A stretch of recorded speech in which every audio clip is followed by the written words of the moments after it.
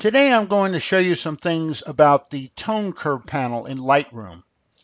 The tone curve enables you to adjust specific points on the tonal curve, the tonal range. You've got shadows, highlights, and midtones. There are two ways you can work with the tone curve. One as a point curve, where you're clicking and dragging a point on the tone curve to affect a specific tonal range. For example, with the tone curve, I can click this point on the tone curve and darken my shadow areas or brighten them.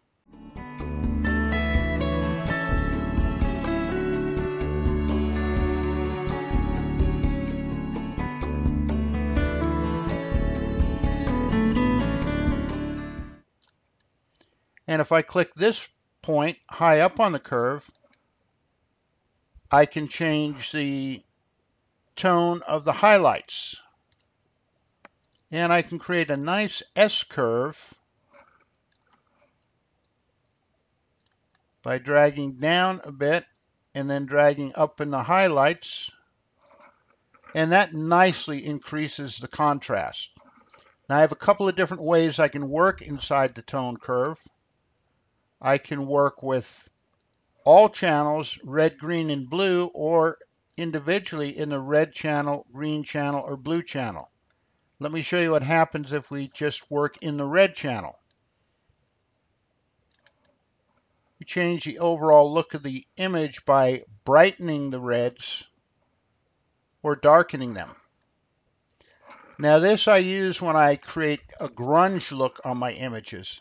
I don't often work with a specific channel when I'm adjusting the tone curve on an image.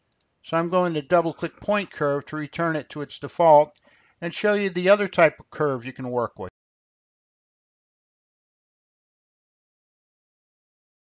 You can work with regions, highlights, lights, darks, and shadows.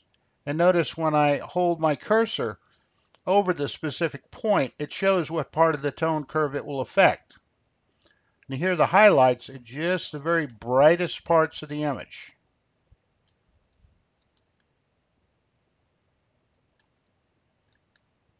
And with the darks and the shadows, and again, I've effectively increased the contrast by increasing the highlights and the lights and decreasing the darks and the shadows. Again, I'm going to double click region and return this to its default. And I'm going to go back to the point tone curve itself, and I'm going to increase the contrast just a bit. And now the point curve shows up as custom. But if I click the down arrow and I choose save, I can save this as a custom point curve and call this Doug's Landscape. I love presets. Why work harder when you can work smarter? Okay, again, I'm going to go back to the default on this by clicking tone curve. And if I go down here, notice Doug's Landscape is on the menu, and I click that, and it's already applied to the image without having to drag it to get the same look with consistency. Now, I talked about the targeted adjustment tool in another lesson. I'm just going to click this to show you how it works inside the tone curve. Again, I want to brighten the